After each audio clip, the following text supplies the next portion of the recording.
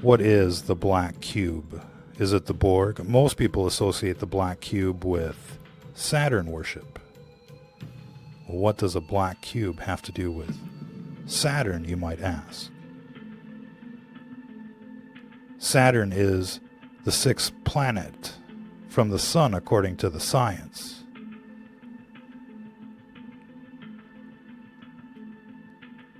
A cube has 6 sides to it. 6 faces. Like dice. If we look at the North Pole of Saturn, it has a hexagon, a 6-sided polygon. The 6th planet from the sun has a 6-sided polygon at its North Pole and an eye in its South Pole. Sounds like a creepy planet. What's going on with Saturn? What's going on with the hexagram? Now, of course, the hexagram is related to the hexagon, the 6-pointed star. So we've got the cube, which is a 6-sided object that's related to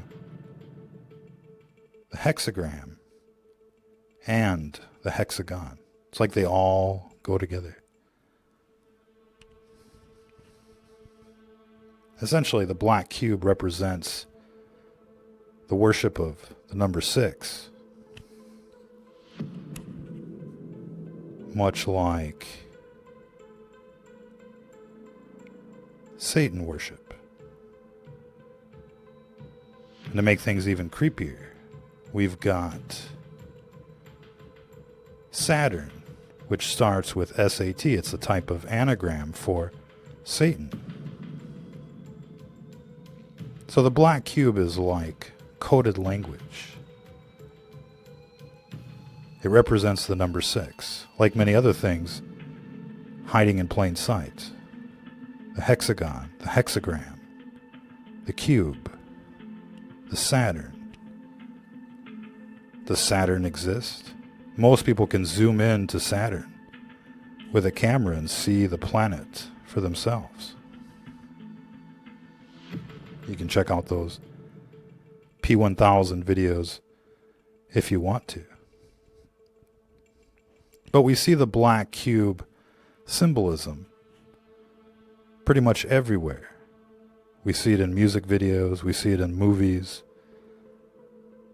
we see it in monuments. It's like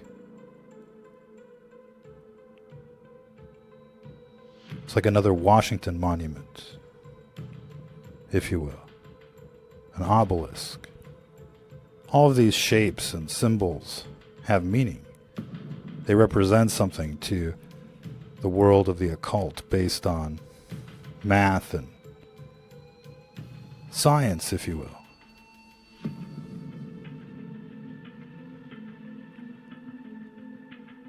But it could be that the black cube represents something else, like a prison.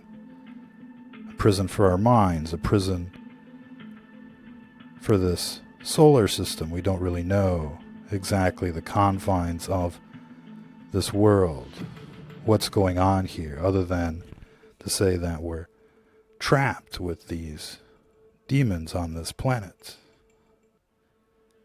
These demons that body snatch people, take over their minds. In fact, we're at war with this darkness, this spiritual wickedness, and it's imprisoned this planet, if you will, or this planet has become a prison. It tells us in the New Testament that Jesus came as a ransom for many. When do you pay a ransom? When people are being held hostage. Isn't that the feeling right now? That we're being held hostage by some kind of hostile, evil force? Perhaps the Borg? Perhaps that's the future of a satanic humanity? To be assimilated by the AI, by the beast system. Of course, the barcode represents 666. We know that the beast system is digital in nature. But what about these religions that are participating in quote-unquote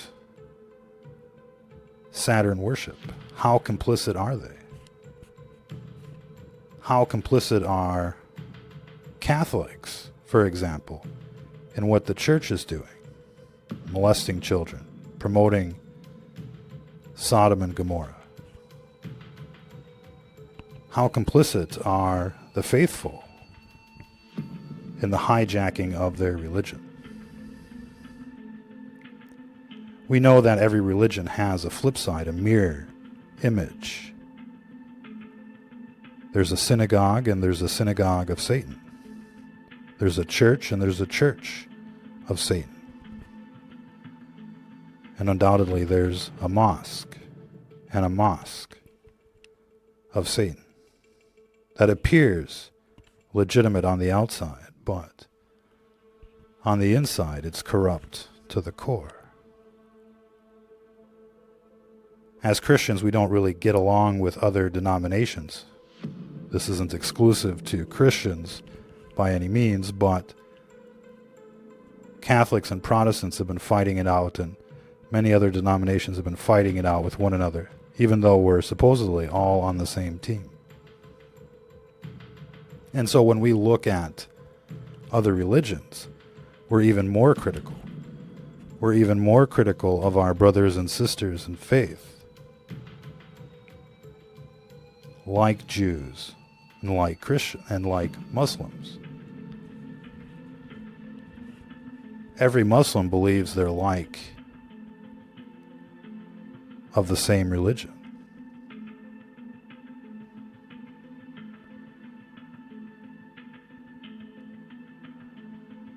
They trace their heritage back to the days of Adam and Eve and Moses.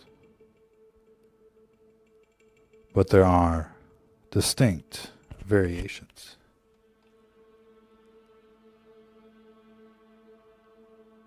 Now we often see this imagery of the dark side, the Baphomet. It's baffling indeed. This one is missing the female breast, but it should have it. But what do we see here?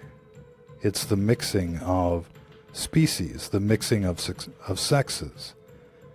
It is the perversion of creation and the natural world.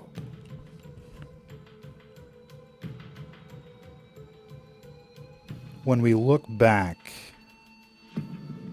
into the Old Testament, in the days of Noah, the corruption of flesh is cited as a reason for the destruction of earth.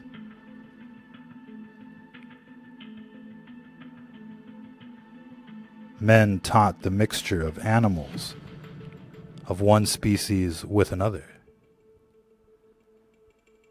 and they sinned against the beasts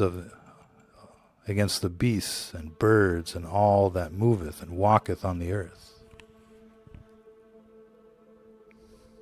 There's much speculation that chimeras were running around in those days, that the Nephilim weren't just giant people, but different sorts of abominations. And there's a reason why the perversion of animals and people is a major problem, because people and animals are meant to host specific spirits. There's a spirit that goes with the body, if you will. And when we have clones, when we have genetically modified organisms, when we have chimeras and hybrids, we essentially have ourselves a major abomination. And it's happening again. Check out this GMO monkey pig. You've heard of all sorts of chimeras and all sorts of hybrids. Look at its eyes, red, like the flames of hell. Looks like something out of a horror movie. Part monkey, part pig. Could be a little human in there as well. We know there's all sorts of experiments happening right now. All sorts of chimeras being produced. Why? Because it fits in with their religion. They want to provoke the Almighty.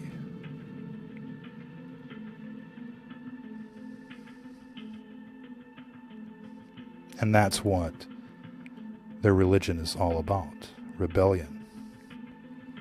Evil. The opposite of what's in the Bible. The opposite of what's in the Old Testament. And so despite the appearances, the religion of evil is essentially apostasy. It's a big word for the world of today. Apostasy, what does it mean? But you have to remember that, as critical as we are of other religions and other denominations, most people that are in these churches, oh, check out this underground facility, waiting for doomsday. Video guy is fired. But many people in these religions have no idea about how hijacked the world actually is. To this person of faith on the right here, they're putting the Torah on their forehead in a black box. Why is it a black cube? Does it represent the third eye? Does it represent the spiritual world? Do they put it on their head so that it's as close as it can get to their brain?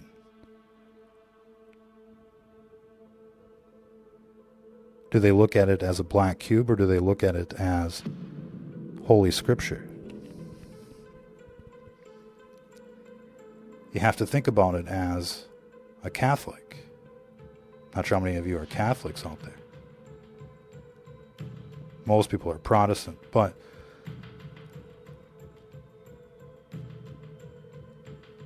from a Catholic's perspective, just going to church on Sunday, they have no idea really what's going on behind locked doors. They have no idea what's going on at the Vatican. They're just showing up to say their prayers and to be a good Christian, support their community, to fulfill their obligations. They don't think of it as anything beyond that. Even though the Sabbath day begins on Friday and ends on Saturday, they go to church on Sunday. They do that because everybody goes to church on Sunday. And the church tells us that Sunday is the ceremonial observance of Saturday. So we don't really think about it, do we?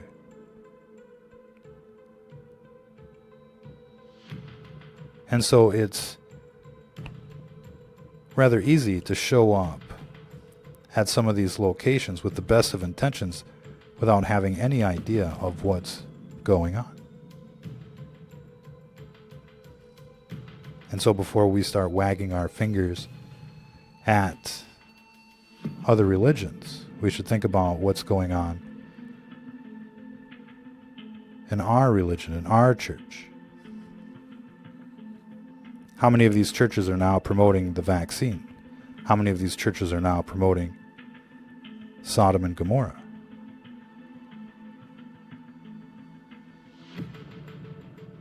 And so it's so bad that many people aren't even going to church anymore. But what does the New Testament tell us? It's not about going to church. It's about saying your prayers. It's not about being seen. It's about doing things in secret.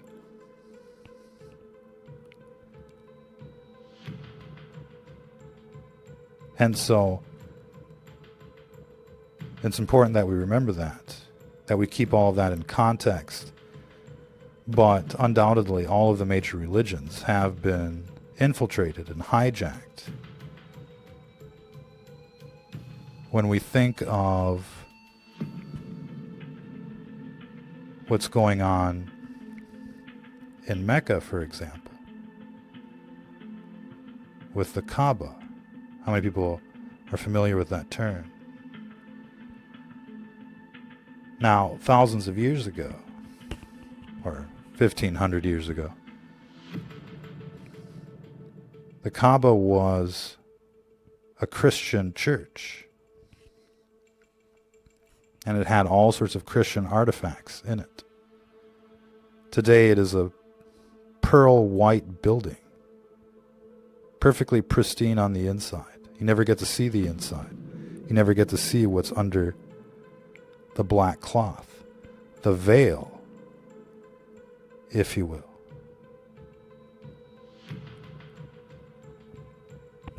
And so, perhaps this represents something, this black cloth.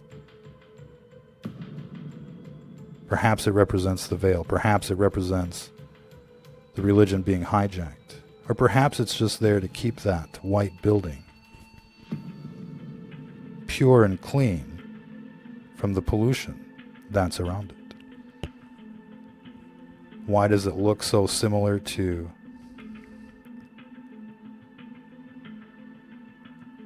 the North Pole of Saturn?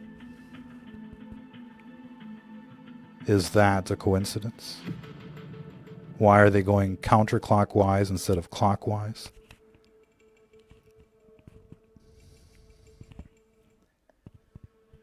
If you believe the science, the planets are going counterclockwise around the sun. If there is an up in space and a down in space. But to draw conclusions, firm conclusions, may be part of the test. How quick are we to judge religions that we don't even know about? How many of you have read the Old Testament? How many of you have read the Quran? And so, drawing conclusions when it comes to what's going on in other parts of the world is difficult, to say the least. On the surface, it looks real bad. We know that in the Old Testament, the kingdom of Israel was a breakaway kingdom of paganism and of wickedness. We know that the so-called Star of David, which is a hexagram, isn't from David at all, but from the latter years of the Solomon Empire. It's commonly referred to as the Seal of Solomon, when he started to dabble in the witchcraft with the many wives. And so, there are many lessons to be learned in the Old Testament. And one of those, obviously, is what happens when people go astray. They get wiped out.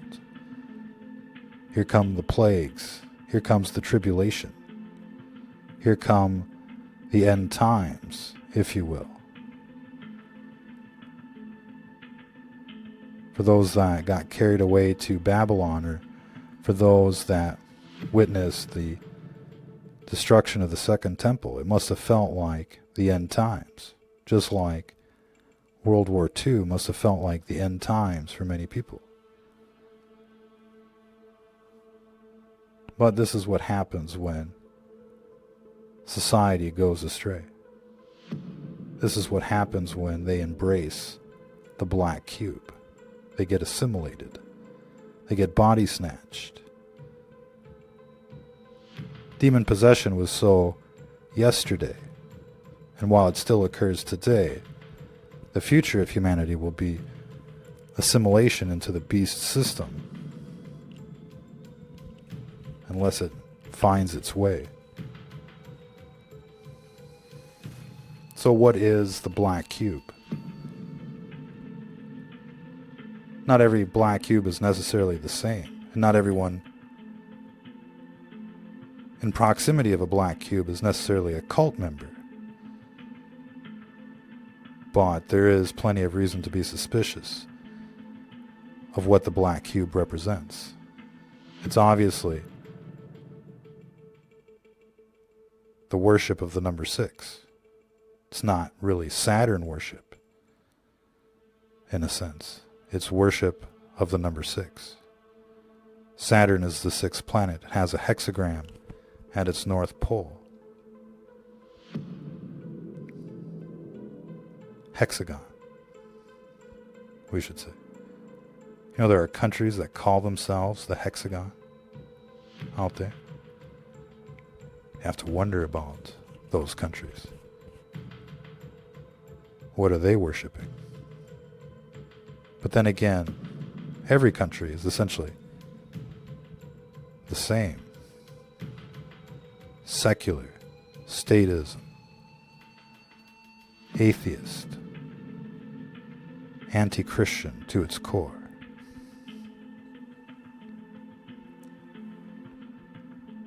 But the black cube is about worshiping the number 6. Saturn worship is really about worshiping the number 6. Worshipping evil. Worshipping abomination.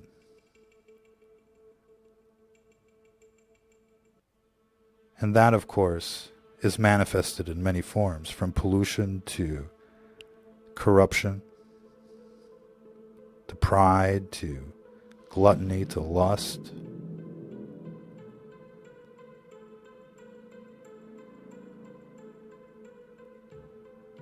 Evil is the opposite of everything that's in the Bible. It's the opposite of the 10 Commandments. And so knowing this allows you to understand how the enemy operates. It allows you to understand what you're looking at. You can tell them by their fruits.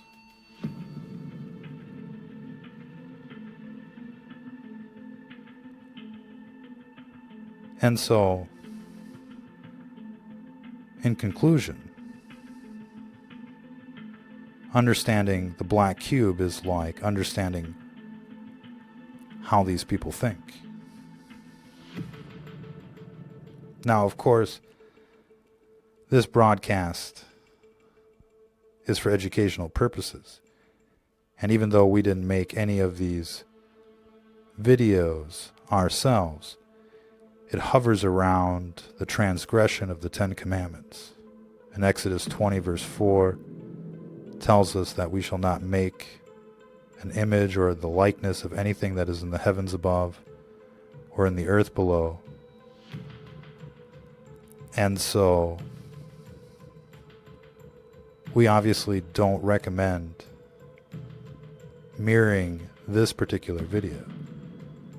We don't recommend that people make videos of a similar nature. You're not allowed to make images of Baphomet or the devil or Saturn or anything like that, because not only will some people worship it, but so will some of the host of heaven, according to the book of Deuteronomy. So how well do you know the Bible? How well do you know what's allowed and not allowed? We do these videos for educational purposes. It will self-destruct because it's too hot to keep out there. But in case people were wondering, what is the black cube? What is Saturn worship? It's essentially worshiping the devil. It's essentially worshiping the number 6. And some of you may have afterthoughts about, what some of these other religions are doing. And as Christians, it's really not our highest priority.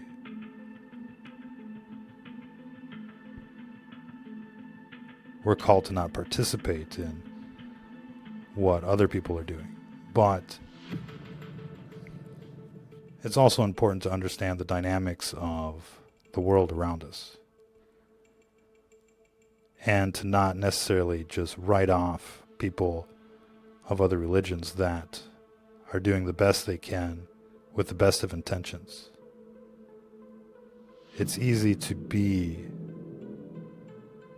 just a regular person sitting in the pews, if you will, doing the best they can, not understanding the full ramifications, not understanding the full story. But personally, I feel like there's much to gain and much to understand from Judaism and Islam, even though they're obviously a bit anti-Christian in nature. The virtues being taught in Judaism and Islam are very noble, to say the least. We get our 10 Commandments from Judaism. And Islam attempts to carry on with that tradition in a slightly different way. And so while we're certainly not evangelizing for other religions, it's important to look at the big picture. We have just as much trouble in the Christian churches as they have in their synagogues and the like. And we would really like to do a review of what's going on in those religions from the Christian perspective. We're certainly just not going to be able to unpack all of that in this broadcast. But as a Christian, there's much to be learned from our brothers and sisters in faith. And while it's easy to criticize what we don't like, it's important to focus on what we can learn from. And there's plenty to learn. There's plenty to learn from Jews and Muslims, believe it or not, despite the symbolism. On the surface, it's obvious that every mainstream religion has been hijacked. But in the scripture, there's much to learn. We'll leave it there for this broadcast. Appreciate everybody tuning in. Obviously, that's idolatry right there. All right. So, there's plenty of criticism to go around, to say the least. But it is interesting to see the relationship between the hexagon, the hexagram, the black cube, and Saturn, and the like. And of course, the rabbit hole goes much deeper than that. But if it is true that there is a sixth planet from the sun and it has a hexagram, and its name is similar to Satan, then we should be concerned. And as spiritual warriors, obviously knowing where Saturn is in the sky makes for a prime target, but you don't want to miss.